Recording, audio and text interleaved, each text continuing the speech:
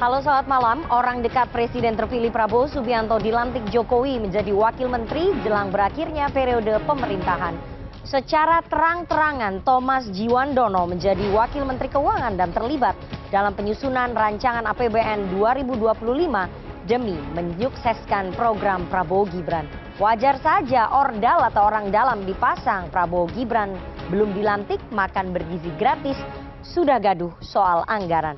Apakah harga Rp15.000 per porsi dengan anggaran Rp71 triliun cukup untuk memberi makan lebih dari 50 juta siswa di seluruh Indonesia? Ordal Prabowo masuk kabinet demi muluskan makan bergizi gratis. Bersama saya Rifana Pratiwi akan membahasnya selama 1,5 jam ke depan dalam Political Show.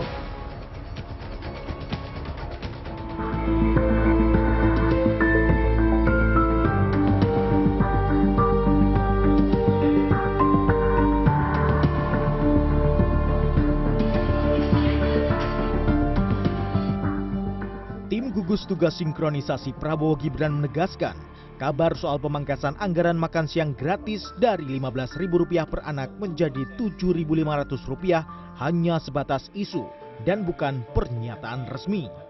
Hal tersebut diungkapkan anggota tim gugus tugas sinkronisasi Prabowo Gibran bidang komunikasi Hasan Nasbi dalam konferensi pers di Jakarta Jumat malam. Sejauh ini masih dilakukan riset serta uji coba atau pilot project terkait program makan bergizi gratis ini dan belum mencapai kesimpulan harga makanan. Hasan Nasbi menegaskan, yang baru bisa disimpulkan adalah anggaran program makanan bergizi gratis pada 2025, yakni sebesar Rp71 triliun.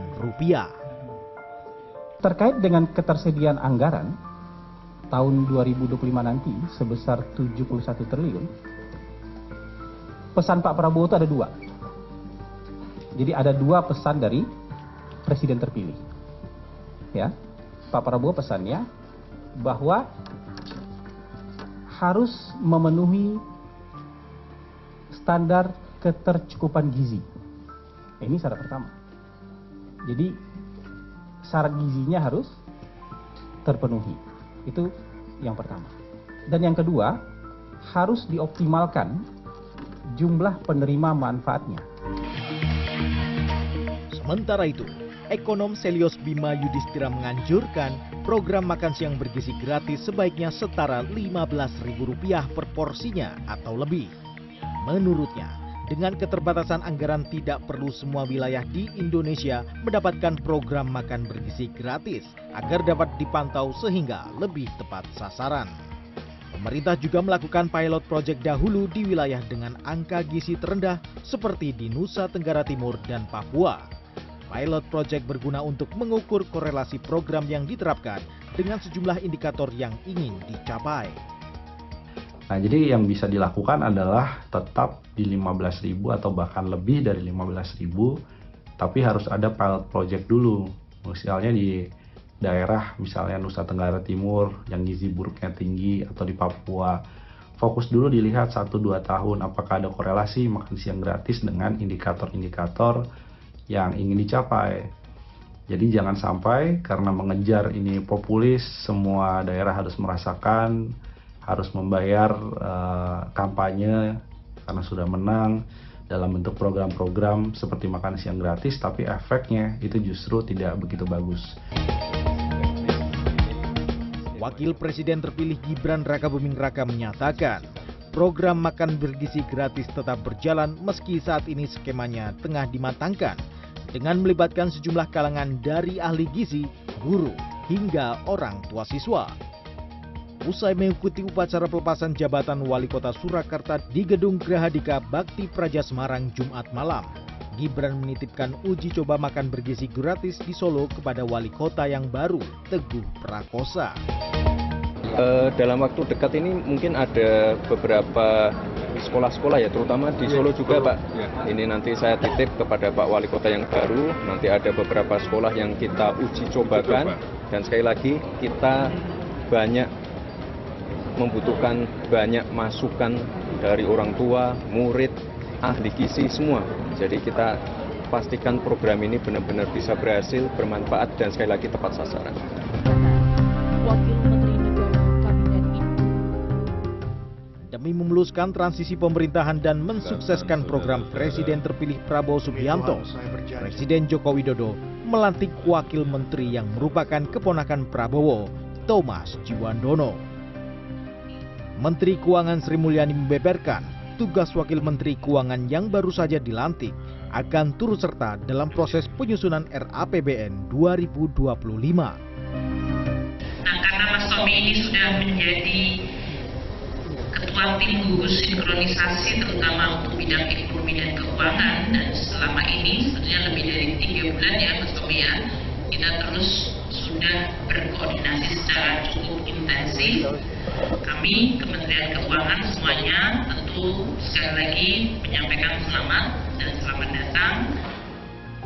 Thomas mengakui tugasnya untuk menjaga ritme komunikasi dan bekerja erat dengan Menteri Keuangan Sri Mulyani serta Wamenkyu 1 Suhasil Nazara dalam menjalankan tugas.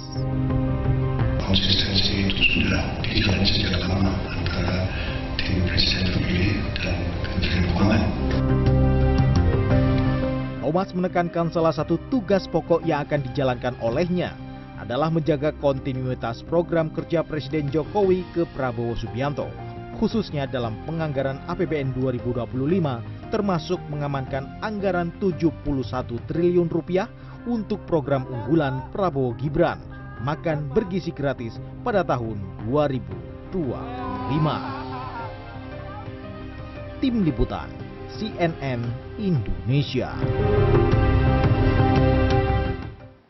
Anda masih menyaksikan Political Show. Kini saatnya kita masuk ke segmen Electionpedia. Tim Litbang CNN Indonesia telah merangkum sejumlah ordal atau orang dalam di lingkaran Prabowo Subianto yang masuk ke dalam kabinet dan juga komisaris di perusahaan plat merah atau BUMN di bawah pemerintahan Joko Widodo.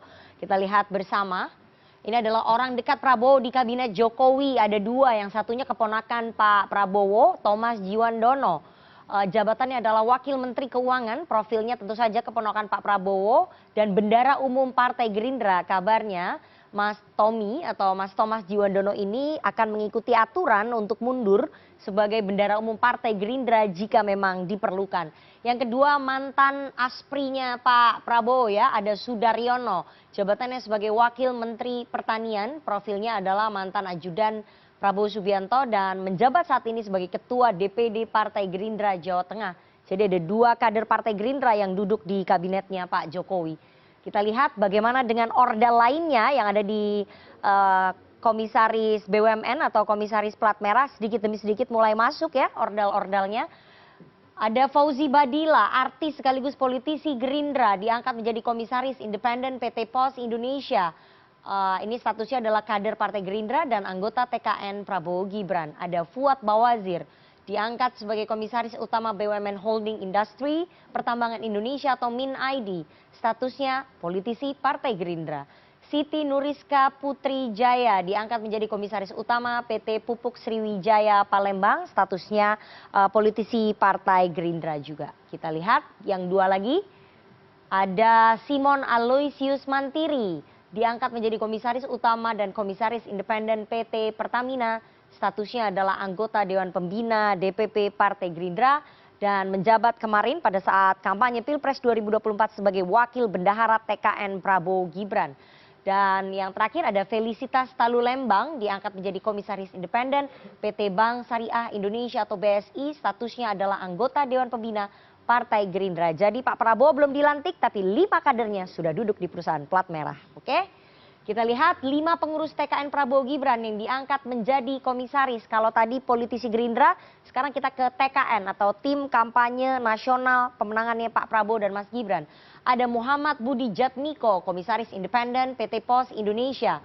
Kemarin di TKN menjabat sebagai anggota Dewan Pakar. Ada Mbak Grace Natali, politisi PSI, kemarin menjabat sebagai wakil ketua TKN Prabowo Gibran, kemudian diangkat menjadi komisaris Mining Industri Indonesia atau MIN-ID. Kemudian ada Komjen Polisi Purnawirawan Condro Kirono, wakil ketua TKN Prabowo Gibran juga kemarin dan menjabat sebagai komisaris independen PT Pertamina Persero. Kita lihat ada 2 lagi anggota TKN, Prabu Revolusi, Komisaris Independen PT Kilang Pertamina Internasional, anggota TKN Prabowo Gibran. Sebelumnya Prabu Revolusi sempat mencelok dulu di TPN Ganjar Mahfud, tapi di tengah-tengah masa kampanye kemudian pindah perahu ke TKN Prabowo Gibran. Ada Siti Zahra Agnia, Komisaris Independen PT Pertamina Patraniaga, istri dari Komandan TKN Fanta Prabowo Gibran, Muhammad Arif Roshid Hasan. Jadi Mbak Siti Zahra Agnia ini istrinya dari Komandan TKN Fanta, Arif Roshid, kemudian mendapatkan jabatan di perusahaan plat merah di PT Pertamina Patraniaga. Oke, kita lihat. Itu tadi orang-orang dalamnya Pak Prabowo yang berhasil masuk ke pemerintahan atau perusahaan plat merah. Sekarang kita beranjak ke program makan bergizi gratis yang menuai polemik, yang pada saat kampanye Pilpres digembar-gemborkan nilainya atau anggarannya Rp15.000 per kepala, tapi ternyata sempat ada informasi yang beredar menjadi 7.500. Kita bandingkan dengan negara-negara lain yang sudah lebih dulu menerapkan program makan bergizi gratis. Ada India, sudah berlaku sejak tahun 1995, menyediakan makan gratis untuk 125 juta anak India. Anggarannya 43,8 triliun. Ya. Kemudian ada Malaysia, sejak tahun 1979 menyediakan untuk 4.000 siswa dari 100 sekolah di Malaysia. Anggarannya 280 juta ringgit Malaysia atau sekitar 949 miliar. Ini jelas ya, 4.000 siswa ini nggak mencakup semuanya siswa di Malaysia, karena jumlah siswa di Malaysia pasti melebihi angka 4.000. Oke, Brazil sejak tahun 2009 menyediakan untuk 40 juta anak, anggarannya 764 US dollar atau setara 11,98 triliun. Ya. Sementara Indonesia direncanakan untuk 70,5 juta anak, anggarannya 71 triliun. Estimasinya sekitar 15.000 per anak. Nanti saya akan tunjukkan hitung-hitungannya, cukup nggak kira-kira 71 triliun untuk 70 anak, karena ternyata hitungannya jauh di luar itu ya. Nanti kita akan bahas dengan para narasumber saya di studio pada malam hari ini, apakah masuknya ordal ataupun orang dalamnya Pak Prabowo ke dalam kabinet ini adalah bagian dari menyukseskan program-program prioritas unggulan seperti makan bergizi gratis. Nanti usai jeda kita akan bahas, tapi jangan kemana-mana, tetap bersama kami di Political Show.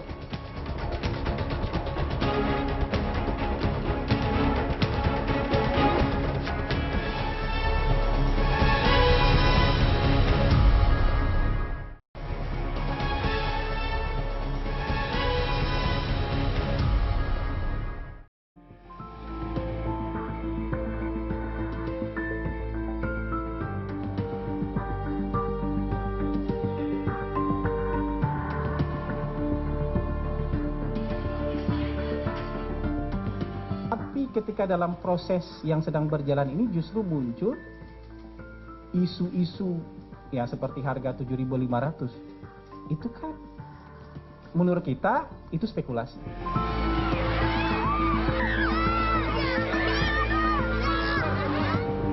Program makan bergizi gratis ini skemanya masih didiskusikan, masih kita matengkan.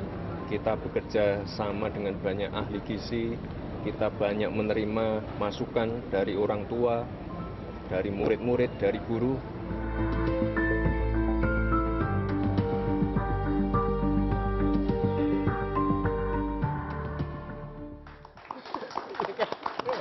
Terima kasih Anda masih bersama kami di Political Show. Orang dekat Presiden terpilih Prabowo Subianto dilantik Jokowi menjadi Wakil Menteri jelang berakhirnya periode pemerintahan.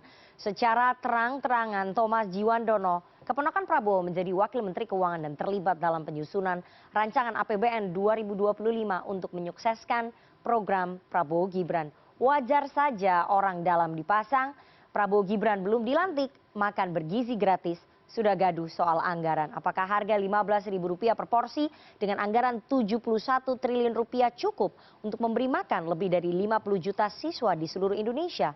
Ordal Prabowo masuk kabinet demi muluskan makan bergizi gratis. Malam ini kita akan membahasnya dengan narasumber di studio. Saya perkenalkan satu-satu. Dari yang paling ujung kanan ada tenaga ahli utama KSP Johannes Joko. Selamat malam Mas Joko. Selamat malam Mbak Nana. Ada politisi Partai Gerindra sekaligus calon wali kota Tangsel, mantan Wagub DKI Ahmad Riza Patria. Selamat malam Bang Riza. Malam, assalamualaikum. Oke, waalaikumsalam. Ada juru bicara PDI Perjuangan Mas Ciko Hakim. Selamat malam Mas Ciko. Malam, Nana. Malam Dan semua. Direktur Eksekutif KOR Mas Muhammad Faisal. Selamat malam Mas Faisal. Selamat malam, assalamualaikum. Waalaikumsalam. Dan seperti biasanya kita selalu mengundang teman-teman muda, teman-teman mahasiswa karena mereka kemarin bertanggung jawab ya pada pemilu presiden 2024 dan pemilu legislatif 2024. Jadi hari ini mereka bisa mempertanggungjawabkan ataupun menanyakan hak suaranya kepada para narasumber di sini. Langsung hadir di studio CNN Indonesia ada Badan Perwakilan Mahasiswa FISIP Universitas Mustopo. Tepuk tangannya teman-teman dari Mustopo. Nanti boleh bertanya dan mengungkapkan pendapatnya ya. Langsung saya putarkan dulu pernyataan Presiden Jokowi terkait pelantikan Wakil Menteri Keuangan Thomas Djiwandono yang merupakan keponakan dari Prabowo Subianto. Ini untuk melancarkan, memuluskan keberlanjutan. Ya, itu aja jawabannya. Enggak. Ini sudah saya bicarakan langsung dengan kepentingan pemerintah berikut. Saya sudah bicara dengan Presiden terpilih Bapak Prabowo Subianto. Bang Riza, Pak Jokowi sudah bicara dengan Pak Prabowo, ini adalah kepentingan pemerintahan selanjutnya ataupun kepentingan pemerintahan Prabowo Gibran. Pertanyaan saya, apakah memang Pak Prabowo meminta kepada Pak Jokowi untuk memasukkan keponakannya sebagai Wakil Menteri Keuangan dan mantan ajudannya sebagai Wamentan?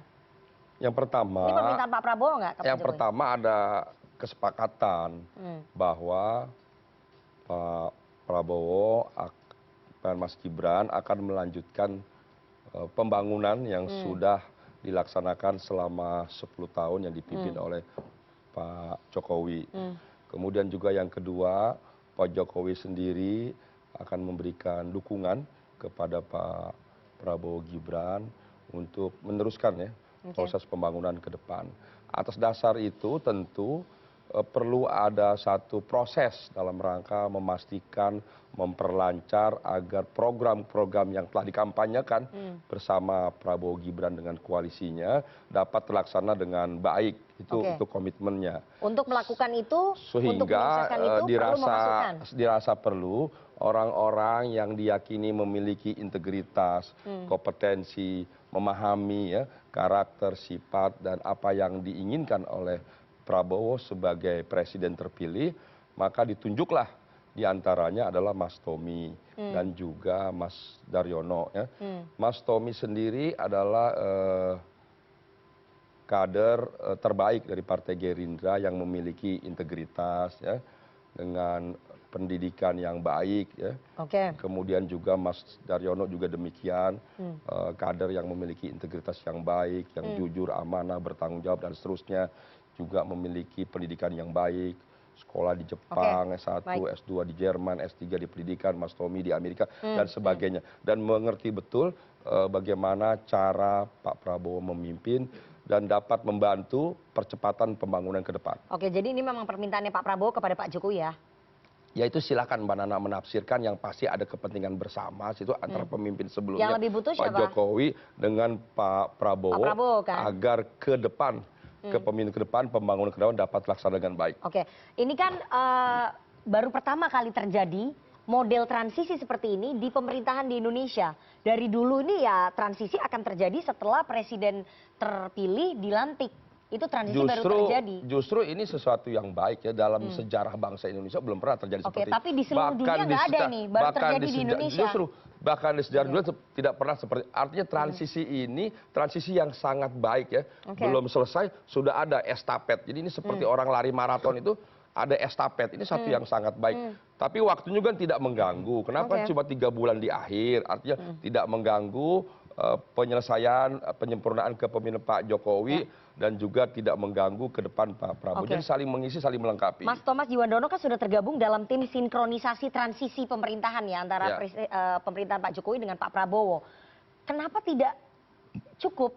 Apakah memang tidak cukup sampai harus memasukkan Mas Thomas Iya beda dong dengan Bunjono ada ke di dalam kabinet? itu kan melihat langsung, ikut terlibat langsung, aktif berinteraksi. Kalau di luar kan sulit, kan waktunya sudah tidak panjang lagi. Apalagi kan sekarang di tahun ini perlu dirumuskan bahkan diputuskan pada akhirnya APBN 2025. APBN 2025 itu sendiri kan yang menggunakan kan Pak Prabowo dengan jajaran dan pemerintahan ke depan. Jadi saya kira masuknya Mas Tommy sekarang sesuatu yang baik. Pak Jokowi sangat memahami dan mengerti perlu ada proses seperti ini. Mudah-mudahan ke depan prosesnya bisa dilanjutkan. Itu artinya apa? Pemerintahan sekarang dan selanjutnya selalu estafet pembangunan. Tidak terjadi yang sekarang dengan selanjutnya berbeda atau yang setelah nanti dengan sebelum berbeda. Justru ini satu proses yang menurut saya sangat baik, sangat smooth, ada harmonisasi, sinkronisasi, dan berkelanjutan ini dinyatakan dengan Berarti baik. tim sinkronisasi itu memang tidak cukup ya, harus ada orang yang masuk ke dalam pemerintahan, ke dalam kabinet untuk mengontrol langsung anggaran-anggaran untuk program prioritas. Posisinya kan mohon maaf kan wakil menteri, tetap tidak mengganggu. Ada menteri sebelumnya, Ibu Sri Mulyani, ya kan, ada Pak Amran. Anda yakin nggak mengganggu? Tidak mengganggu, disampaikan Bu Sri Mulyani sendiri, sudah kenal lama, baik hubungan selama ini antara Menteri Keuangan dengan jajaran DPR. Di situ ada teman-teman Partai Gerindra, ada Pak Dasko di situ, dan sebagainya di DPR. Itu sesuatu yang baik menurut kami, sehingga pola ini sebenarnya menjadi pola yang baik bagi Indonesia, kita membangun demokrasi ke depan antara pemimpin sebelumnya dengan selanjutnya saling mengisi, melengkapi, dan saling membantu. Mas Joko, kalau menurut Bang Riza itu tidak akan mengganggu antara pemerintahan yang lama dengan pemerintahan yang baru ketika masuk ke dalam satu kumpulan begitu ya, atau satu kabinet begitu ya. Tapi beberapa pengamat mengatakan bahwa ini akan memunculkan matahari kembar terhadap pemerintahan yang lama dengan yang baru. Bagaimana Istana merespon ini? Yang pertama, kita harus bersyukur, Mbak. Yang namanya transisi kepemimpinan di semua negara itu adalah titik kritikal perjalanan sebuah bangsa. Dan pada titik ini kita harus bersyukur bahwa transisi kepemimpinan nasional di Indonesia ini bisa dimanage dan dikomunikasikan dengan baik antara Pak Presiden Jokowi dengan Presiden terpilih Pak Prabowo. Itu yang pertama. Yang kedua, kalau kita bicara tentang transisi kepemimpinan Indonesia hari ini, situasinya sedang tidak baik-baik saja. Kenapa tidak baik-baik? Bukan Indonesianya, tapi situasi global. Situasi global kita dihadapkan pada krisis global yang turunan-turunannya ada krisis pangan, ada krisis energi, dan krisis ekonomi. Pada titik inilah maka apa yang dilakukan dan dikomunikasikan antara dua pimpinan kita ini, antara Pak Presiden Jokowi dengan Presiden terpilih Pak Prabowo, ini adalah satu contoh yang luar biasa. Bukan begitu, Bang? Sama sekali, Bang.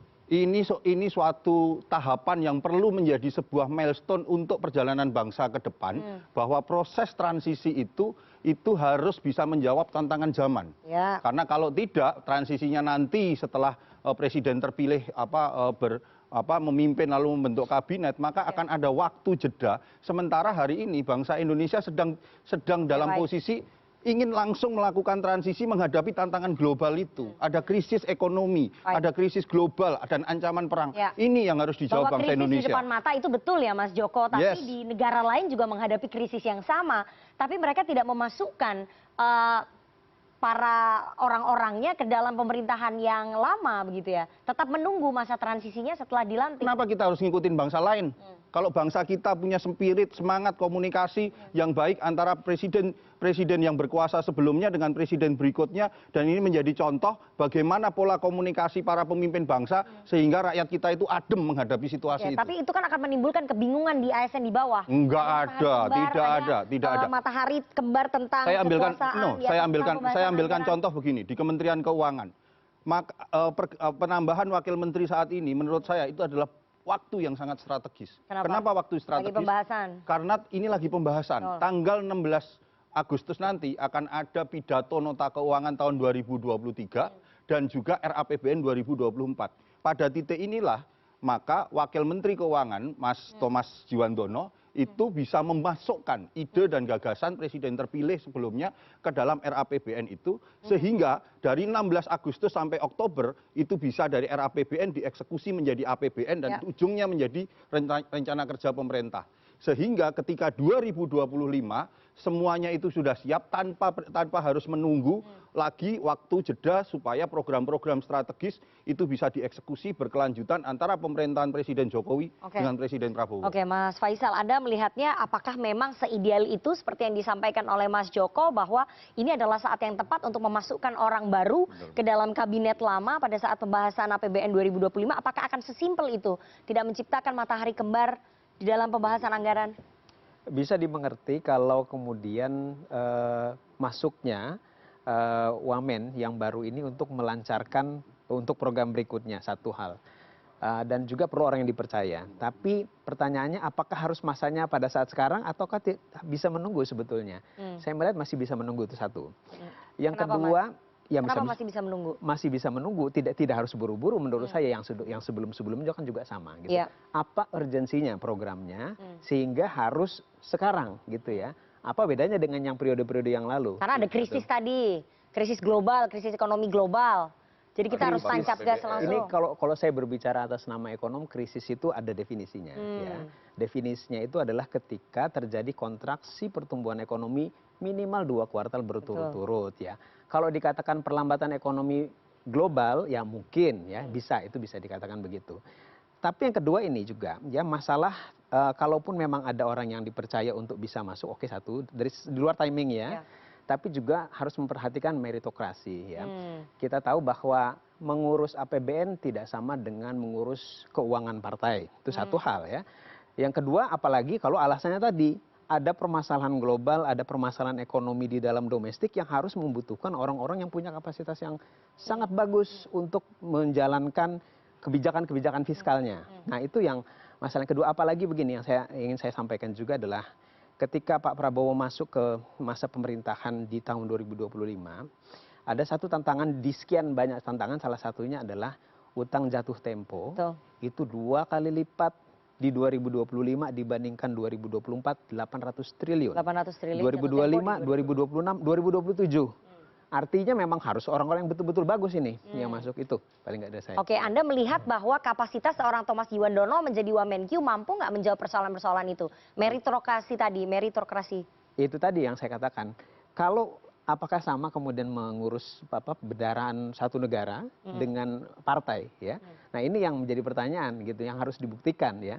Nah, itu yang saya pikir. Jadi harusnya Pak Prabowo memilih orang-orang dengan background profesional yang lebih terbiasa menghadapi persoalan-persoalan ekonomi atau di tengah tantangan krisis ini. Betul. Akan ada hubungan kekerabatan dan sebagainya itu boleh. Tapi itu nomor 2. Nomor 1 tetap harus meritokrasi. Oke, tapi menurut Anda timingnya juga dipertanyakan ya? Iya, pertanyaannya apa harus sekarang gitu ya. Oke, saya mau ke Bang Ciko. Bang Ciko, bagaimana Anda melihat, bagaimana PDI Perjuangan melihat transisi yang di tengah-tengah jalan ini? Jadi belum selesai, tapi sudah ada transisi yang dimulai ke dalam kabinetnya Pak Jokowi. Pertama kami ingin sampaikan, kalau memilih, menunjuk, dan memecat menteri maupun wakil menteri, itu kan memang hak prerogatif presiden. Kita hargai soal itu satu.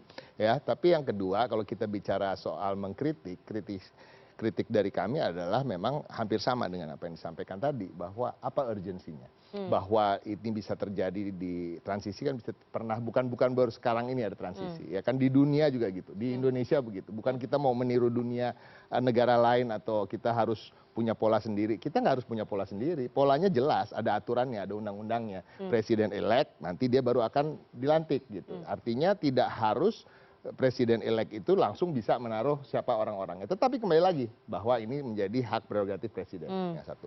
Yang kedua, kalau kita bicara soal Thomas Djiwandono misalnya, siapapun itu dia, apakah dia orang dalam atau orang luar, saudara atau bukan dari Pak Prabowo Subianto, sebenarnya itu nggak terlalu penting. Yang penting adalah dia adalah orang yang pernah mempersiapkan dirinya atau pernah dipersiapkan untuk menjadi pemimpin. Kalau kita melihat CV dari Thomas Djiwandono secara objektif, saya rasa dia cukup mumpuni, cukup punya kompetensi di situ, ya kan, itu satu. Tetapi kembali lagi nanti biar rakyat yang menilai. Tapi kembali lagi, yang utama bagi PD Perjuangan adalah mempertanyakan urgensi itu. Karena apalah artinya 1 bulan atau 2 bulan. Kan ketika Presiden Prabowo nanti dilantik, dia punya segitu banyak kekuasaan, kekuatan untuk bisa mengubah segalanya, ya kan termasuk RAPBN, karena dia masih dilantik bulan Oktober, belum sampai Januari, iya kan, bukan tahun depan dia dilantik.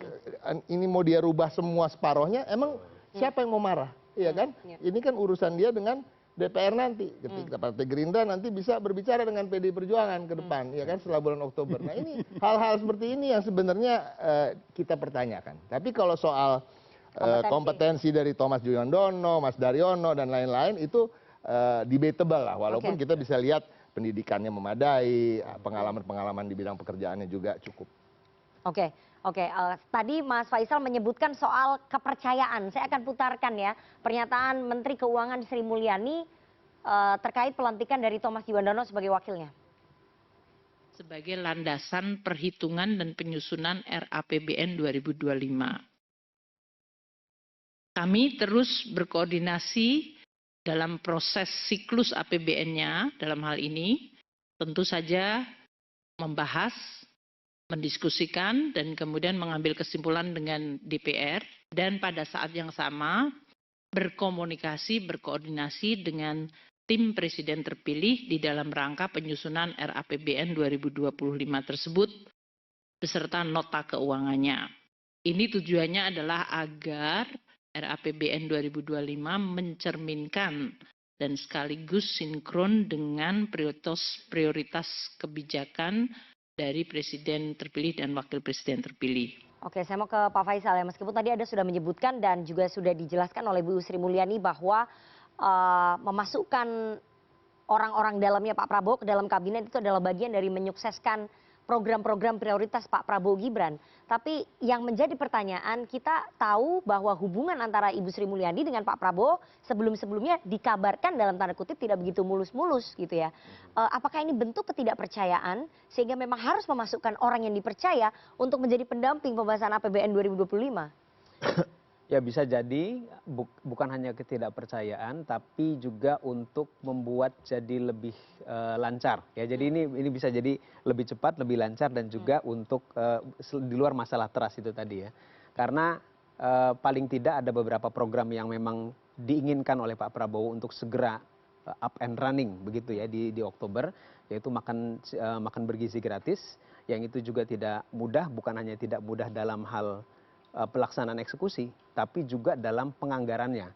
Tarik ulur dari jumlahnya 400 triliun, kemudian 71 triliun, belum lagi sekarang dari sisi per anaknya berapa. Nah ini memang dari sisi, dari situ makanya kepastian masalah anggaran dan bagaimana kemudian pendetailan daripada 71 triliun itu yang kemudian saya rasa menjadi salah satu titik concern. Masalah trust itu berarti menjadi salah satu faktor utama ya, kenapa Pak Prabowo harus menempatkan orangnya di kabinetnya Pak Jokowi, terutama di bagian Kementerian Keuangan. Terutama juga untuk melancarkan itu tadi memang. Melancarkan? Melancarkan untuk program berikutnya. Sebetulnya kan dengan tim sinkronisasi bisa, kenapa harus memasukkan orang? Itu pertanyaannya. Itu pertanyaan, betul. Itu yang saya katakan tadi, apakah memang harus ada orang?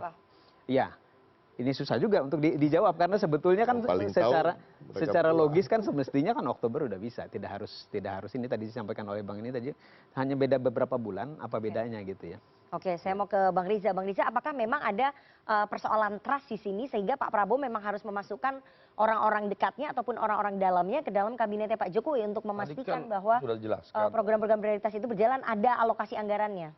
Tadi kan sudah dijelaskan oleh Menteri Keuangan bahwa hadirnya Mas Tommy itu dalam rangka memastikan proses ke depan agar lebih baik, sinkronisasi, harmonisasi, dan memastikan program-program di kepemimpinan Pak Prabowo ke depan, terutama RAPBN 2025 dapat dianggarkan sesuai dengan janji-janji kampanye. Saya kira itu satu yang baik ya, proses transisi seperti ini.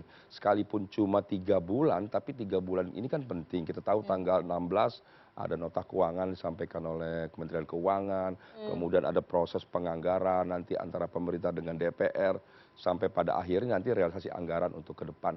Jadi kami ingin memastikan bahwa APBN ke depan 2025 itu bisa sudah mulai memasukkan ya. Tidak semua, kalau kita lihat mohon maaf di beberapa daerah ya, pergantian antara gubernur, bupati, wali kota, dan presiden sendiri, itu kalau presiden selanjutnya ya tidak diberi kesempatan untuk berinteraksi saja dengan, jadi waktu dia jadi presiden, waktu jadi gubernur, wali kota, bupati, ya dia hanya jadi pelaksana apa yang dianggarkan oleh pemimpin sebelumnya, bahkan program-program sebelumnya. Presiden sebelumnya smooth-smooth aja tuh? Ya enggak juga. Kalau kita lihat di seluruh Indonesia, gubernur, bupati, wali kota, presiden, di tahun pertama itu dia nggak bisa menganggarkan, melaksanakan kampanyenya atau visi misi program. Dia masih melaksanakan pembangunan, kegiatan, program dan sebagainya yang sudah dianggarkan oleh pemerintah sebelumnya. Berarti perannya Mas Tommy akan sangat dominan apakah di APBN maupun tidak dominan. Kan menganggarkan itu kan bukan ditentukan oleh Wamen, Nana. Itu ada menteri, Wamen juga tidak sendiri. Ada DPR. Di DPR juga ada.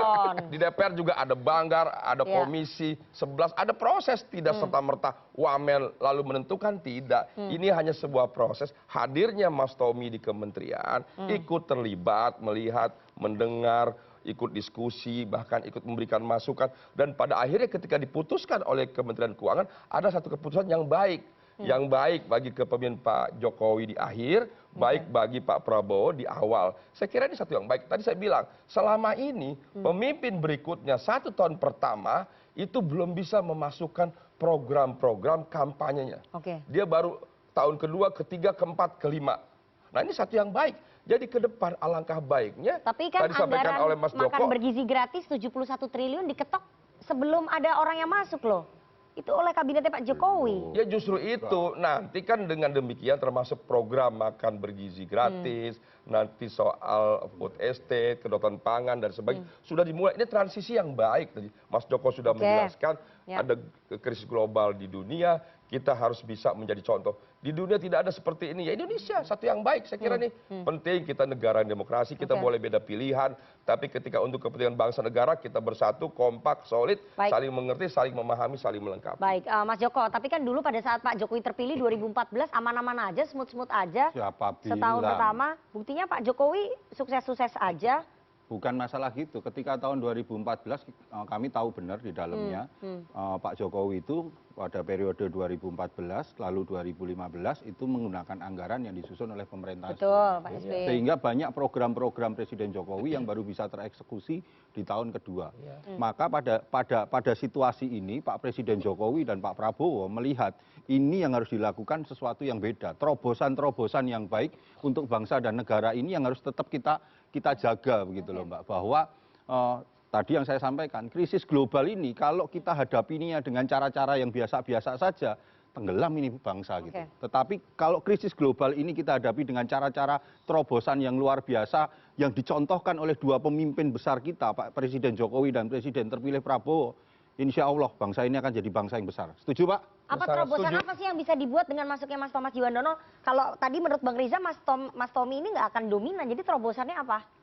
Terobosan bagaimana komunikasi antara dua pemerintahan yang berkelanjutan. Selanya itu nggak ada.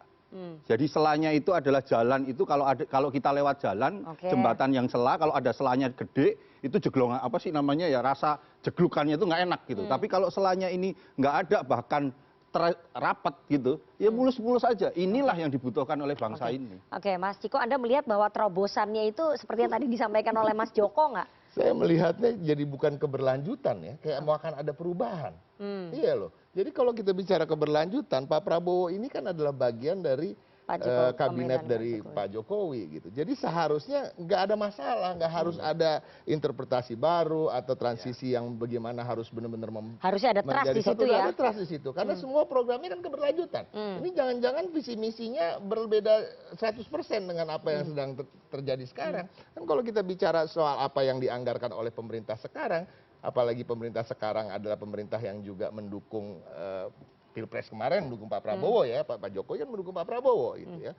Artinya kan semuanya harus akan menjadi hal yang sama, cuma mungkin di-upgrade aja gitu. Jadi nggak ada perubahan-perubahan yang berarti. Jadi sesungguhnya itu yang kami pertanyakan tadi, masalah urgensi. Tapi kembali lagi, memang hak prerogatif presiden untuk menunjuk menteri, memberhentikan menteri, menambah wakil menteri dan lain-lain.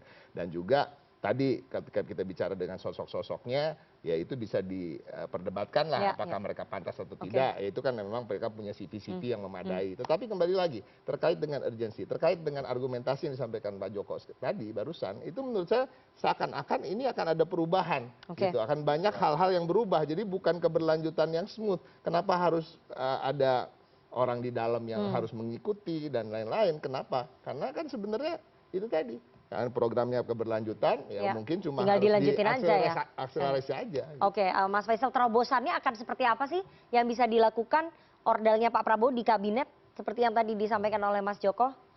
Kalau ngomong terobosan, saya rasa mestinya bukan hanya direduksi di urusan fiskal. Yang dibutuhkan lagi, apalagi kalau kita kaitkan dengan keinginan Pak Prabowo untuk dorong ekonomi 8%. Ya.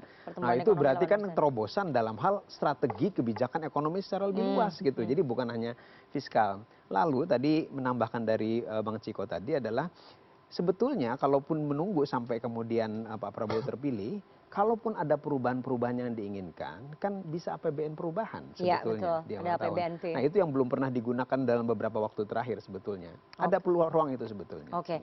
Nanti di segmen berikutnya kita akan bahas lebih dalam apakah memasukkan ordal-ordalnya ke dalam kabinetnya Pak Jokowi bagian dari menyukseskan, memuluskan anggaran makan bergizi gratis yang harganya naik turun, nggak jelas nih berapa ya. Tapi kita harus jeda terlebih dahulu. Jangan kemana-mana, tetap bersama kami di Political Show. Ordal.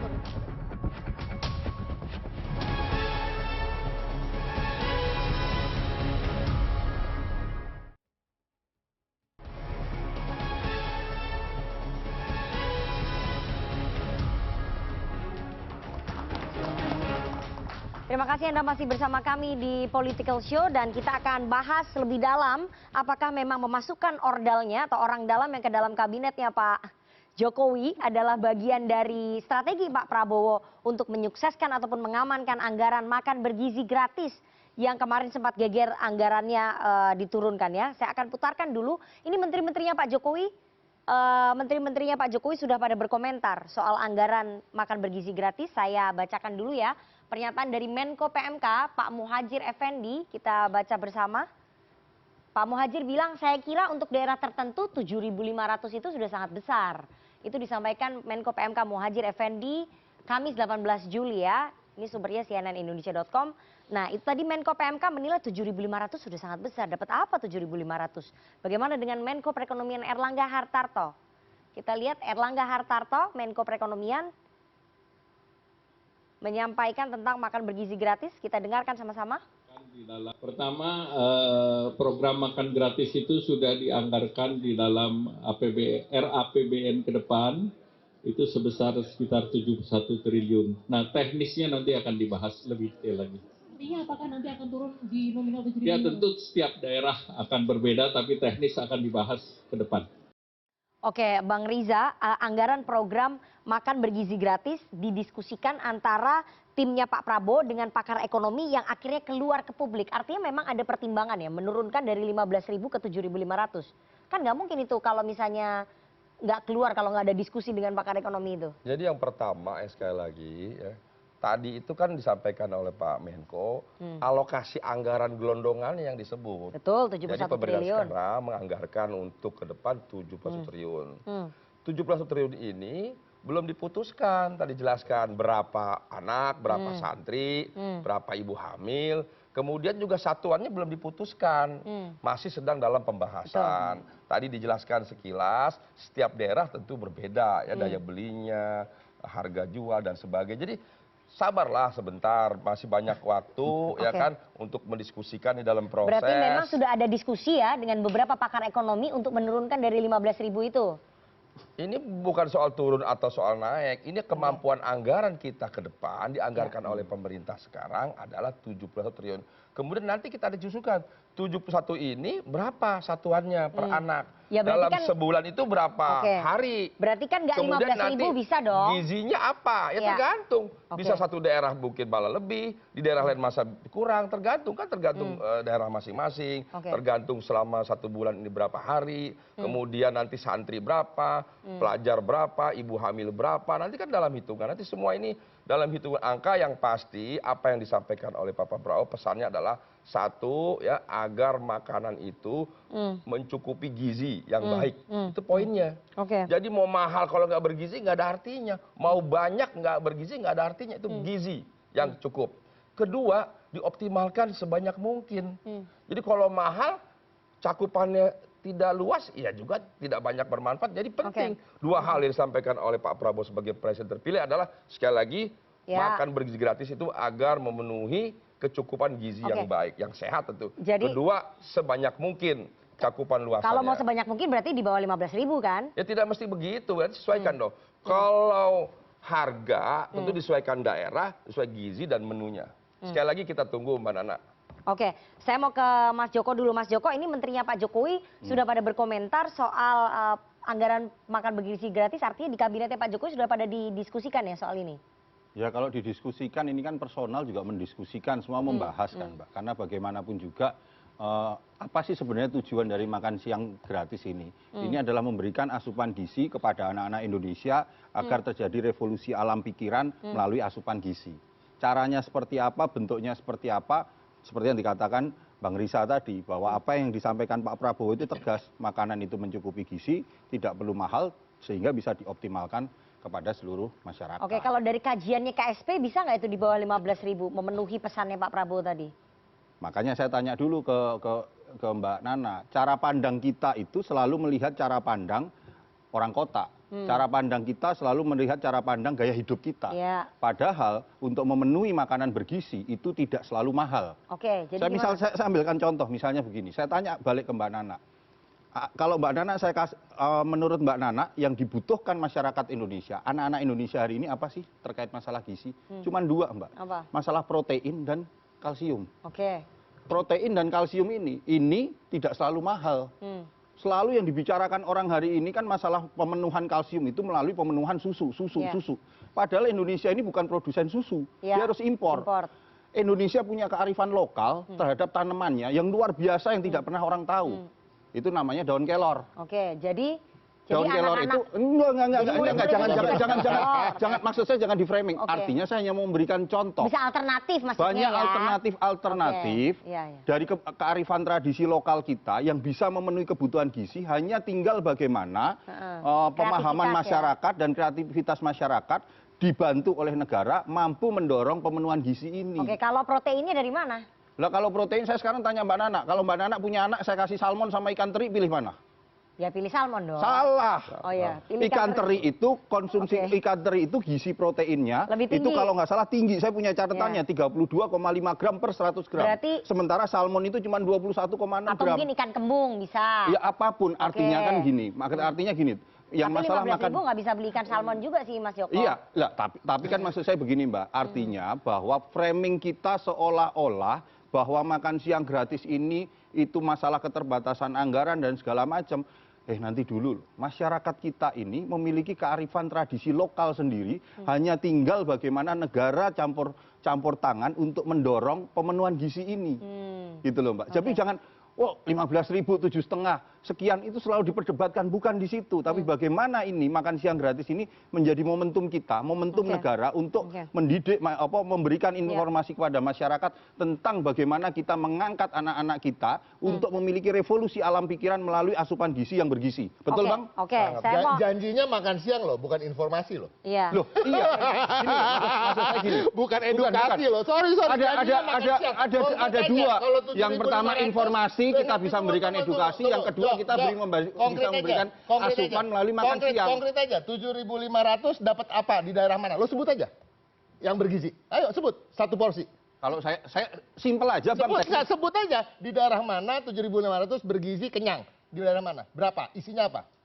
Sekarang kita nggak usah ngomong teri 200 nggak ngomong begitu aja. Nah ini kan artinya sedang mengeles. Ini lagi ngeles. Enggak dong ngeles. Maksudnya gini, kita dari PDI Perjuangan kami nggak ada masalah dengan programnya ya. Kita makan pagi, siang, malam gratis kalau perlu. Kalau anggarannya ada, ya kan. kalau anggarannya ada, kalau planningnya betul-betul diatur dengan baik, kan itu jadi masalah.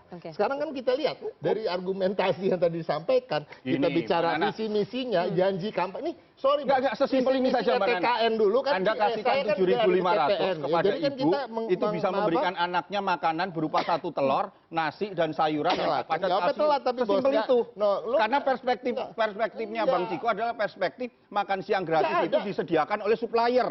Perspektifnya Bang Ciko adalah ada pihak ketiga yang memberikan makan siang gratis. Tapi ada kemampuan oleh orang tua dengan harga murah. Janjinya TKN nggak seperti itu kok. Mekanismenya berarti lu kan dari TKN dong. Makan siang gratis ini kan metode polanya kan banyak hal. Saya tanya dulu ke yang punya program. Yang punya program deh, Pak. Sorry, enggak. Tunggu. Saya ini mendebat apa yang disampaikan oleh Joko, bukan mendebat apa yang disampaikan oleh kan?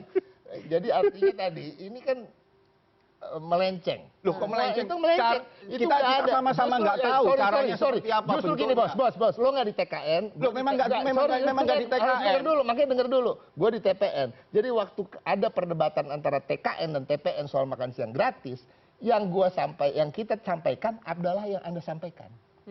Itu loh maksud gue. Berikan aja ya bahwa kita berikan kepada orang tua itu. Ya. Nah itu bukan yang menjadi programnya TKN Prabowo, Gibran, Om Joko. Itu loh maksud gue. Jadi saya mau tanya nih ke jadi maksud gue, lo nggak salah. Tapi bukan itu visi misinya Prabowo Gibran waktu itu. Jadi yang punya program gimana? Emang begitu. Bisa akan memberikan makan semua. siang gratis atau ya itu tadi bisa diberikan kepada orang tuanya.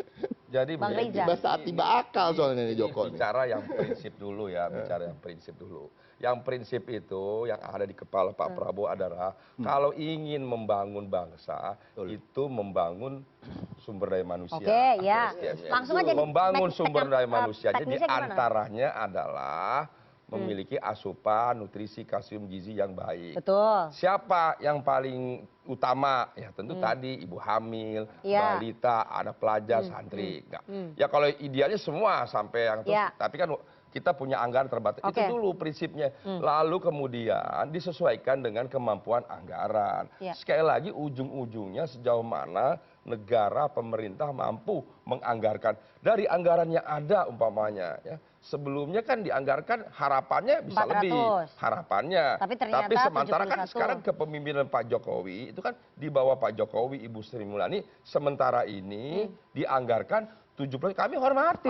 Ini artinya justru Pak Prabowo, Pak Jokowi sudah ikut terlibat membantu untuk ke depan ikut menganggarkan. Kan bisa saja tidak menganggarkan. Bisa saja tidak menganggarkan. Ini sesuatu yang baik. Presiden sebelumnya ikut menganggarkan untuk ke depan bagi program pemimpin ke depan. Jadi berapa anggarannya? Ya sementara kita hormati, kita hargai, dianggarkan sampai hari ini sekali itu juga belum putus. Mekanismenya akan diberikan makan siang gratis atau bisa disalurkan ke orang tuanya itu dulu. Mekanismenya ini dalam proses diskusi, perdebatan, dialog. Silakanlah termasuk forum ini menyampaikan. Boleh mengkritik, boleh memberi saran, justru diskusi memang banyak hal. Ada yang menyarankan diserahkan kepada komite sekolah, ya kan? Itu dipertimbangkan ya? Ya tentu semua dipertimbangkan. Ada yang menyarankan diserahin saja sama ibu masing-masing. Nanti ibu anak-anaknya bawa masing-masing dari rumah, makan sama-sama, itu juga silahkan. Sama kayak bansos itu berarti? usul orang. Ada juga yang mengusulkan dikoordinasikan seperti catering begitu, kemudian sama makannya, sama menunya, sama bobotnya, gizi semua sama, makan bersama. Jadi semua ini semua dalam diskusi, dialog, silakan masih ada waktu yang cukup kita memperkaya, memberikan masukan pencerahan agar program makan siang gratis atau gizi gratis ini dapat diimplementasikan dengan baik. Berarti opsi untuk memberikan ke orang tua dan ke komite sekolah itu dipertimbangkan. Ya semua masukan dipertimbangkan. Sementara ini kan ada yang dipersiapkan dengan dapur umum dan sebagainya. Silakan semua masukan silakan disampaikan kepada pemerintah. Oke, saya mau ke Bang Faisal ya. Mas Faisal, dari 71 triliun ini apakah bisa mencakup kebutuhan gizi dan persebaran penerima manfaatnya? Apakah semua daerah bisa mendapatkan atau hanya beberapa saja kalau 71 triliun? Jelas perlu ada prioritas. Kualitas harus nomor 1. karena bergizi kan, kalau kualitas nomor satu berarti ada trade off dengan kuantitas tentu saja. Tapi saya sepakat satu hal bahwa perspektifnya nggak bisa dilihat dari di kota di Jakarta saja. Artinya bisa jadi kurang dari 15.000. Saya nggak bilang 7.500 ya. Kurang tapi dari 15.000. bisa jadi kurang dari 15.000 di beberapa daerah-daerah tertentu dengan syarat yang macam-macam, termasuk kalau dia pakai kearifan lokal atau sumber daya lokal bukan dari luar ya. Tapi bisa juga dong kalau dengan perspektif itu juga bisa jadi tidak cukup 15.000. Papua 20.000 belum tentu cukup ya kan. Jadi hal yang sama juga. Jadi kita melihat perbedaan dari bukan hanya biaya hidup ya, tapi purchasing power parity, ketersediaan SDA dari masing-masing daerah. Nah, jadi kalau berbicara itu satu hal bisa jadi memang beda ya. Lalu juga masalah eksekusinya juga beda. Tadi misalkan lewat orang tua juga bisa. Dan beberapa juga yang dipertimbangkan juga bahwa anggaran segitu bukan cuma makan aja, tapi juga untuk delivery. Kalau nanti mau pakai aplikasi di beberapa daerah, ongkos aplikasi, nah itu kan belum lagi untung ya. Nah jadi dilihat semuanya gitu, bukan hanya dari anggaran untuk makanannya aja. Oke, gitu, Mbak. jadi kalau menurut Mas Faisal, analisisnya Mas Faisal dari 71 triliun ini yang ideal memang dikurangi angkanya sehingga bisa lebih merata atau bagaimana? Atau hanya daerah-daerah tertentu aja? Dikurangi begini, kalau di Cina itu sudah jelas bahwa yang dipilih itu adalah daerah pedesaan, daerah pedesaan dan pada sekolah-sekolah tertentu. Jadi sehingga nggak semuanya ya? Nggak semua ya, nggak semuanya. Jadi misalkan dia kan dari 2011 ya. Nah jadi itu dia bisa mengcover misalkan 84% dari total daerah pedesaan atau sekolah yang ada di pedesaan, atau 42% dari total siswa yang ada di pedesaan di Cina. Nah itu contoh suksesnya Cina ya. Saya nggak kasih contoh India karena kalau di India sendiri ada beberapa kritik tadi ya yang dikasih contoh itu misalkan, nah ini juga yang perlu diperhatikan ya, masalah food safety, keamanannya, memastikan bahwa dia betul-betul segar, tidak basi, karena di India itu ada kasus beberapa puluh yang keracunan makanan. Nah ini kan juga harus hati-hati nih karena bisa menjadi presiden buruk kalau seandainya itu betul-betul terjadi, harus dijaga gitu. Jadi ya, monefnya juga harus diperhatikan gitu. Oke, tapi 71 triliun bisa ya untuk 5 hari ya? Oh bisa, tergantung tadi maksudnya penyesuaian dari sisi kuantitas dan jangan lupa pemilihan daerah. Nah kalau menyasar pada daerah kemiskinan, kantong-kantong stunting, berarti kan daerah-daerah pedesaan dan juga yang remote. Nah tapi perlu diperhatikan juga justru daerah-daerah yang miskin, yang remote ini ongkos delivery lebih mahal. Nah itu dia. Oke, saya akan tunjukkan bersama berapa sih jumlah murid seluruh Indonesia ini yang mau di cover. Kalau Menteri Perekonomian Pak Erlangga Hartarto kemarin menyebutkan ada sekitar 70 anak ya yang akan di cover makan bergizi gratis. 70 juta. 70 juta anak yang akan di cover karena termasuk balita 0 sampai 5 tahun. Tapi kalau data dari Kementerian Pendidikan dan Kebudayaan Ristek atau Kemendikbudristek, sumbernya Kemendikbudristek, jumlah murid di Indonesia menurut tingkat pendidikan ini SD ada 24 juta siswa, SMP ada 9.970.000, SMA ada 5.317.000, SMK ada di 5.080, TK 3.735 dan kelompok bermain atau playgroup gitu ya di 2.436, sehingga totalnya ada 53,14 juta murid yang ada di Indonesia. Ini baru tahun semester 2023 sampai 2024 semester ganjil. Kita nggak tahu kalau yang ke depan akan bertambah tentu saja ya jumlah siswanya. Ini bagaimana Bang? Kalau dengan anggaran 71 triliun, bagaimana mengcovernya kalau tidak merata? Ini kan berpotensi menimbulkan kecemburuan sosial. Begini Nana, semua program itu ada prioritas. Ya. Kalau semua dikasih makan ya nggak akan cukup. Jangankan 450, 1.000 triliun nggak akan cukup. Jadi ada prioritas. Tadi prioritasnya apa? Tadi dua tadi sudah kuncinya yang Pak Prabowo sampaikan. Beri makan bergizi yang memenuhi syarat gizi yang cukup, yang baik lah kira-kira. Kedua, cakupannya seoptimal mungkin. Nah iya. Nah, jadi itu bergantung pada anggaran. Gimana tuh cakupan seoptimal mungkin tuh? Seoptimal mungkin itu pertama disesuaikan dengan berapa harga-harga setiap daerah. Dari Sabang sampai Merauke harga satuannya, harga beras saja berbeda. Apalagi harga telur, harga daging, harga ikan dan seterusnya. Jadi nanti akan tadi Mas Joko sudah ada kearifan lokal. Itu masalah harga, masalah sumber makanan. Ikan di Ambon jauh lebih murah daripada di Jakarta dan sebagainya.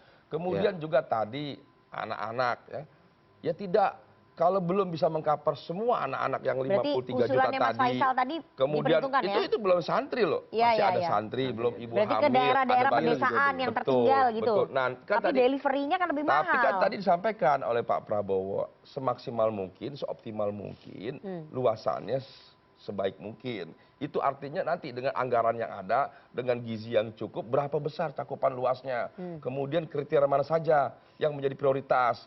Pelajar dari PAUD, TK, SD, SMP, SMA. Golden moment itu 0 sampai 2 tahun. Ya itu juga, kemudian Iya. bahkan sampai balita, ibu hamil, nanti dihitunglah semua mana yang lebih dibutuhkan, mana yang punya daya beli.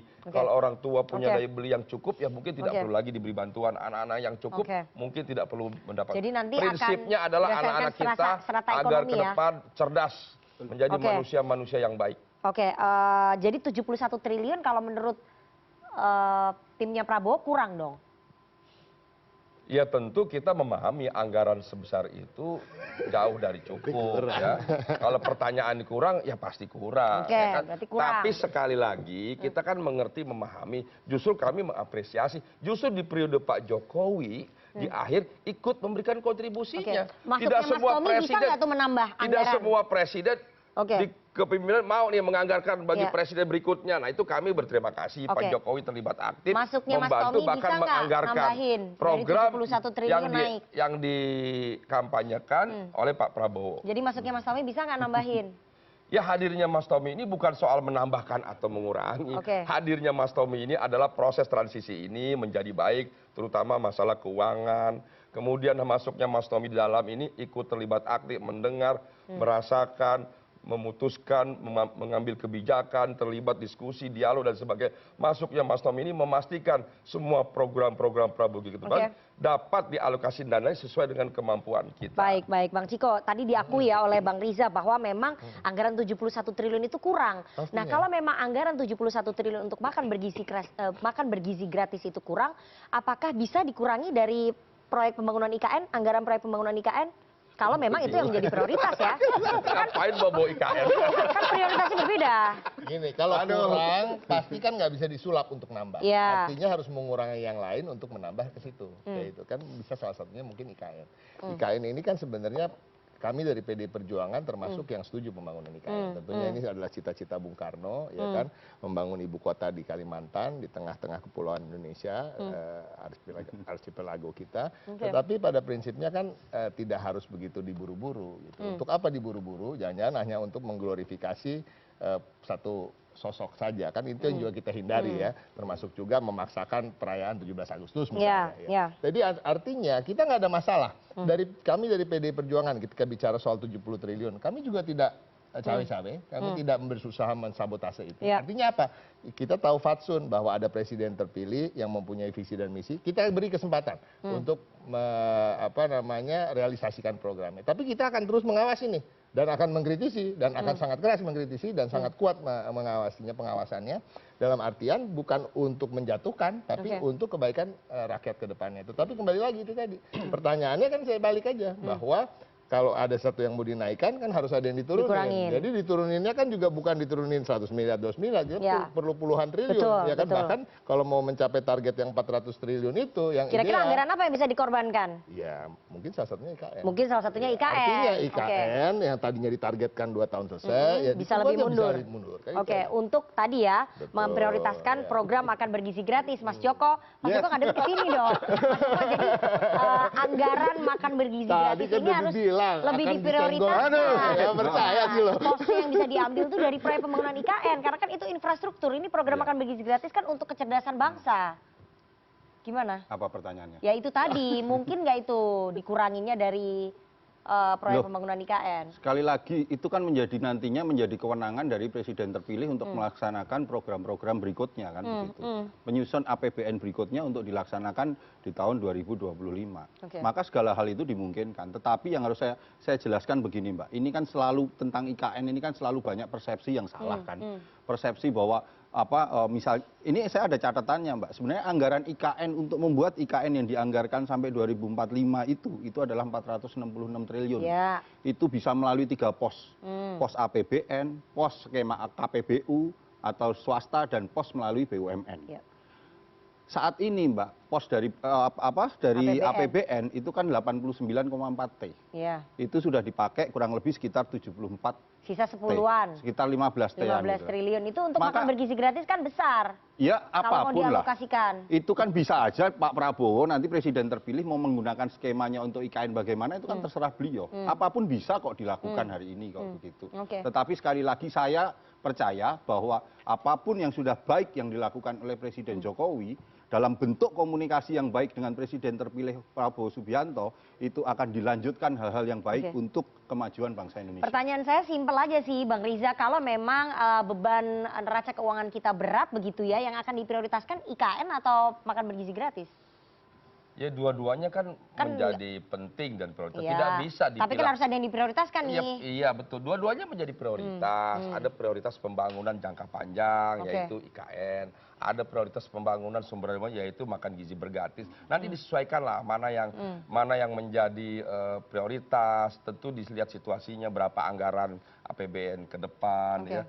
PAD-nya berapa dan sebagainya, uang masuk dan sebagainya. Jadi saya kira sekali lagi kami berterima kasih kepada Pak Jokowi dan menteri-menteri yang telah ikut membantu terlibat aktif menganggarkan salah satu program yang dikampanyekan oleh Prabowo Gibran, diantaranya makan gizi gratis. Oke, meskipun nggak dijawab, tapi Mas Faisal saya ingin Anda menganalisa ya, karena angka tidak pernah bohong nih ya. Jadi kalau misalnya kondisi keuangan kita sulit, APBN kita berat begitu ya, mana yang harusnya diprioritaskan? Karena kan nggak mungkin dua-duanya tercapai. Sangat mungkin IKN menurut saya. Sebetulnya jadi sangat mungkin IKN yang? Sangat mungkin IKN yang kemudian direalokasi untuk ke makan siang gratis. Karena begini, sebetulnya kan ada 3 ya.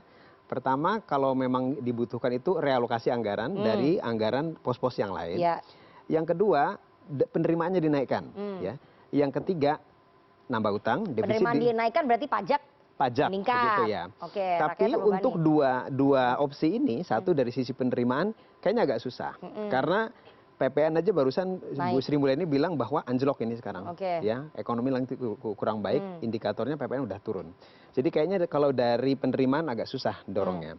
Akan bisa bahaya bagi ekonomi juga. Lalu yang kedua, melebarkan defisit, nambah utang. Padahal jatuh tempo utang 2025 itu udah besar sekali. Jadi ini juga susah ya, kita beban utang sudah terlalu besar. Nah berarti adalah realokasi. Realokasi bisa dari anggaran pendidikan, perlindungan sosial, kesehatan dan lain-lain. Tapi jangan lupa pendidikan walaupun 665 triliun, tapi banyak yang masih belum terbiayai dengan baik. Jadi seperti guru honorer dan lain-lain. Jadi susah kayaknya pendidikan. Perlindungan sosial sudah ada BPJS dan lain-lain yang harus tetap jalan begitu. Satu-satunya yang less urgent adalah IKN. IKN, jadi yang paling mungkin adalah IKN karena itu pembangunan infrastruktur. Nah itu nanti akan berat tuh Pak Jokowi dengan Pak Prabowo berunding. Kira-kira mau berkurangnya berapa begitu ya untuk memprioritaskan program makan bergizi gratis. Saya akan tanya setelah ini kepada teman-teman mahasiswa bagaimana mereka melihat manuver-manuver ini bahwa Pak Prabowo memasukkan orang dalamnya ke dalam kabinetnya Pak Jokowi dan soal makan bergizi gratis ini bagaimana nih mereka melihatnya. Tapi kita harus jeda terlebih dahulu, jangan kemana-mana, tetap bersama kami di Political Show.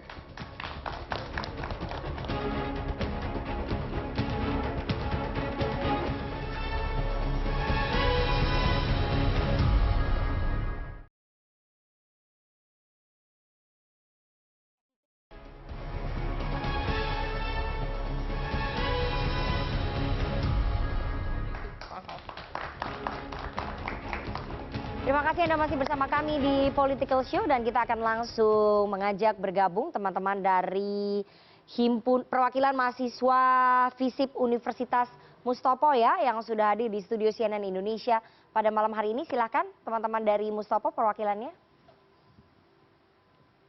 Selamat malam semuanya. Perkenalkan nama saya Nur Zahra Amelia Putri selaku dari Universitas Prof. Dr. Mustopo Bragama selaku Komisi 1 BPM FISIP UPDMB. Jadi mungkin saya akan melihat bagaimana transisi pemerintahan dari yang lama ke yang baru ini, apakah terkesan terburu-buru atau memang ada maksud tertentu gitu. Karena sebagai mahasiswa atau sebagai masyarakat umum, kami melihat transisi ini terkesan terburu-buru, tidak seperti regulasi yang seharusnya yang dijalankan. Mungkin seperti itu. Oke, jadi ada motif di belakangnya nggak? Silakan satu lagi. Yuk. Selamat malam semuanya. Perkenalkan, saya Adet Nur Faiz dari Komisi 3 BPM Universitas Mustopo Beragama. Sebelumnya mohon maaf saya membacakan pertanyaan menggunakan ponsel. Melihat urgensi yang terkesan berubah-ubah, kami semakin tidak yakin bahwa upaya transisi ini semata-mata untuk kelancaran program mendatang yang akan memajukan bangsa. Konsistensi dari tujuan dan mekanisme program makan bergizi gratis tersebut memang merupakan hal yang perlu dipertanyakan seperti yang telah dibahas. Anggaran sudah ditentukan sekiranya 71 triliun, namun mengapa tujuan dan mekanismenya masih butuh banyak pertimbangan? Pelantikan sudah terjadi, lantas apa jaminan bahwa hal tersebut dapat dijalankan sesuai perencanaan? Harusnya program itu sudah matang kalau pemerintah mampu mengambil langkah besar terkait pelantikan yang sudah terjadi. Sekian. Oke, baik. Silakan. Ada motif nggak di belakangnya? Ya nggak ada, tadi sudah jelaskan panjang lebar ya. Masuknya Mas Tommy, Mas Daryono itu lebih pada meningkatkan ya percepatan daripada proses pembangunan termasuk anggaran ke depan terhadap program-program prioritas daripada kepemimpinan Pak Prabowo Mas Gibran. Sekali lagi tidak ada maksud apapun, justru tadi saya bilang ini sesuatu yang luar biasa, sesuatu yang baik. Tadi saya gambarkan bahwa selama ini berpuluh-puluh tahun berganti presiden, presiden sebelumnya dengan programnya selesai 5 tahun, maka pada tahun berikutnya karena itu dianggarkan pada presiden sebelumnya, gubernur, bupati, wali kota, maka pemimpin berikutnya hanya melaksanakan apa yang dianggarkan oleh pemimpin sebelumnya. Nah ini baru yang pertama kali dalam sejarah bangsa mungkin dunia, presiden sebelumnya tidak hanya menghantarkan kepemimpinan presiden selanjutnya atau pemimpin, tapi ikut terlibat aktif agar program-program yang dikampanyekan, visi misi program Prabowo Gibran dapat laksana dengan satu wujud nyata adalah salah satu programnya ikut dianggarkan dalam RAPBN yang memang dianggarkan oleh pemimpin sebelumnya. Oke, itu tadi yang satu lagi dijawab dulu Bang Riza soal kalau memang ini perencanaannya harusnya sudah matang, kenapa masih banyak pertimbangan, terutama soal mekanisme penyalurannya. Itu kan tadi kita perdebatkan juga ya, mekanisme penyalurannya apakah akan langsung disediakan makanan gratisnya,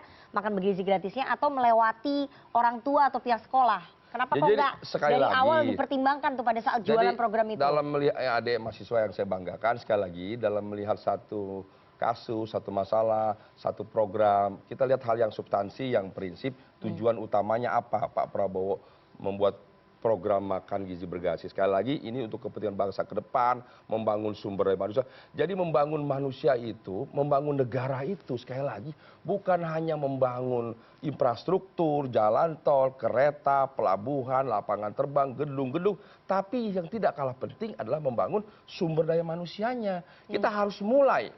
Ya, Pak Prabowo ingin memulai bahwa pemimpin ke depan harus mengutamakan pembangunan sumber daya manusia. Salah satunya adalah manusianya harus menjadi yang pintar, cerdas, sehat dengan cara diberi asupan makanan bergizi. Ini tadi pertanyaannya kenapa perencanaannya nggak matang? Mengenai perencanaan bukan, justru ini bukan tidak matang, justru ini satu yang baik. Sampai hari ini semua ya, semua para ahli, para pakar, para tokoh, adik-adik mahasiswa masyarakat, silakan berikan masukan. Ada yang memberikan masukan mengenai gizinya apa saja, menunya apa saja, berapa banyaknya bobotnya, berapa harganya, berapa cakupannya, siapa saja, silakan. Sampai hari ini terbuka luas. Apa yang disampaikan Pak Prabowo itu kan gambaran umum. Namun demikian diserahkan kepada masyarakat, nanti akan diputuskan oleh kementerian terkait, berapa harganya, gizinya, luasnya, siapa yang dapat. Termasuk polanya, apakah dibuat dapur-dapur umum di setiap daerah, setiap tempat, setiap sekolah, atau diberikan nanti kepada komite, atau orang tua, atau apa, silakan. Sampai hari ini semua diberikan kesempatan pada kita semua untuk memberikan masukan terbaik. Baik, Mas Joko, bahwa ada kecurigaan motif-motif tertentu di balik itu. Pergantian kepemimpinan itu seperti saya ibaratkan antara pergantian jalan dengan jembatan gitu. Pilihannya tinggal satu. Kita mau melewatinya dengan penuh kegoncangan atau kita mau melewatinya dengan smooth. Selama ini sejarah perjalanan bangsa ini selalu perubahan dari satu kepemimpinan ke kepemimpinan lain, dari Pak Soekarno ke Pak Harto itu terjadi kegoncangan. Dari Pak Harto ke Habibie terjadi kegoncangan dan terus-menerus. Artinya apa? Transisi kepemimpinan hari ini, apapun motifnya, apapun yang dilakukan, ini adalah suatu bentuk upaya ikhtiar dari dua orang pemimpin, Presiden Jokowi dan Wakil Presiden terpilih Pak Prabowo, untuk melakukan komunikasi yang lebih intensif agar transisi kepemimpinan ini bisa berjalan dengan baik, sehingga masyarakat bisa terus melakukan aktivitasnya, bisa terus memiliki harapan untuk mewujudkan kerja-kerja nyata bagi Indonesia. Baik, silakan Bang Ciko. Menurut saya transisi kepemimpinan itu akan berjalan dengan baik kalau pemimpin yang sekarang, yang current ya, presiden yang current itu nggak berpikir untuk berkuasa lagi setelah dia selesai menjadi presiden. Kalau dia merasa pekerjaan saya adalah kontrak saya dengan negara itu 2 periode paling panjang, setelah itu saya pensiun. Kalau itu yang dipikirkan, nggak akan ada gejolak-gejolak itu. Nggak akan ada ketakutan-ketakutan tentang transisi-transisi yang ada gejolak-gejolak. Tadi yang disebutkan itu kan antara Soekarno ke Soeharto, Soeharto dan reformasi. Ini nggak bisa apple to apple dengan apa yang terjadi sekarang. Sekarang ini udah era reformasi, bos. Ini udah demokrasi. Dan demokrasinya kita harapkan jangan demokrasi prosedural. Demokrasi yang substantif itu nggak ada masalah dengan ada goncangan, ada gesekan. Itu nggak ada masalah.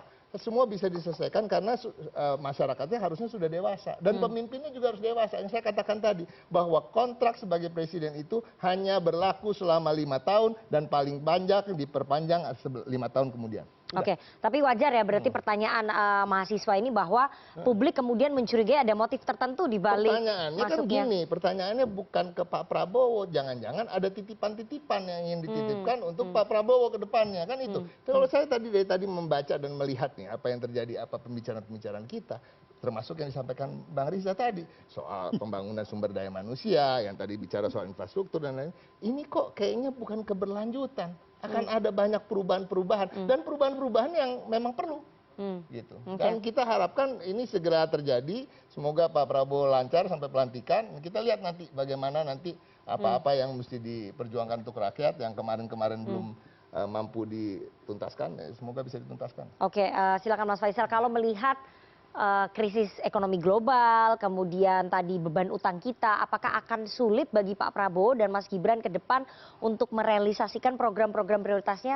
Artinya ya akan sangat ketat sekali begitu.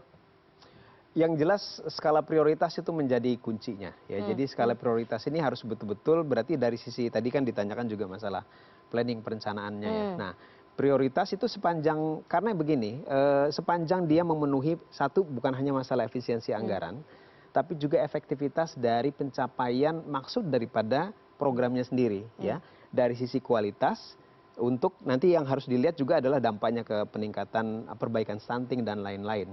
Ya, jadi prioritasnya adalah satu dari daerahnya dan juga beneficiaries orangnya gitu ya. Pertama misalkan apakah harus sebanyak itu, yang kedua tadi di antara SD, SMP, SMK dan lain-lain itu memang harus betul-betul disisir dan jangan lupa juga adalah melihat kantong-kantong kemiskinan dan juga stunting yang banyak ada di luar Jawa juga, justru lebih banyak di luar Jawa. Nah jadi perspektifnya jangan lihat di Jawa terus yang mungkin satu sama lain itu dekat gitu ya. Tapi untuk elektoral lebih seksi memberikan program itu ke Pulau Jawa politik, nih. Betul, apalagi kalau yang udah kejar kuantitas apalagi ya. Nah itu jadi tetap nomor satu kualitas, yang kedua adalah prioritas ya.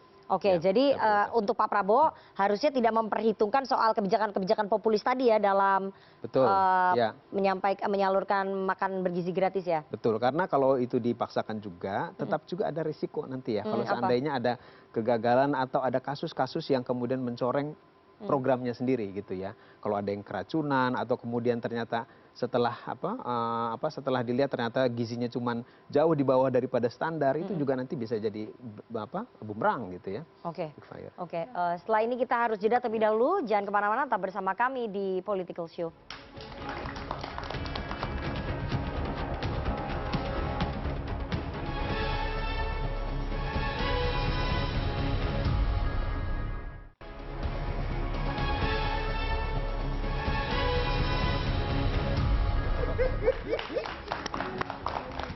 Itu tadi perbincangan kita selama 1,5 jam dengan para narasumber terkait orang dalam Prabowo yang masuk ke dalam kabinetnya Pak Jokowi demi memuluskan program makan bergizi gratis. Kita tunggu nanti sepak terjangnya seperti apa ya Mas Thomas Jiwandono dan juga Mas Sudaryono, mengingat pembahasan rancangan APBN 2025 masih akan bergulir sampai nanti pelantikan. Apakah ordal-ordal ini bisa memberikan dampak signifikan dan terobosan-terobosan signifikan di tengah pembahasan anggaran, kita belum tahu, tapi yang jelas kita tunggu formula yang tepat soal makan bergizi gratis, karena pasti banyak sekali masyarakat dan ibu-ibu dan juga anak-anak yang menantikan realisasi dari program ini. Jangan sampai menciptakan kecemburuan sosial, tapi harusnya lebih meningkatkan mutu dari kualitas SDM kita. Terima kasih kepada para narasumber yang sudah hadir di studio CNN Indonesia pada malam hari ini, dan juga teman-teman dari Badan Perhimpunan Mahasiswa FISIP Universitas Mustopo Bragama yang sudah hadir di studio CNN Indonesia. Kita akan ketemu lagi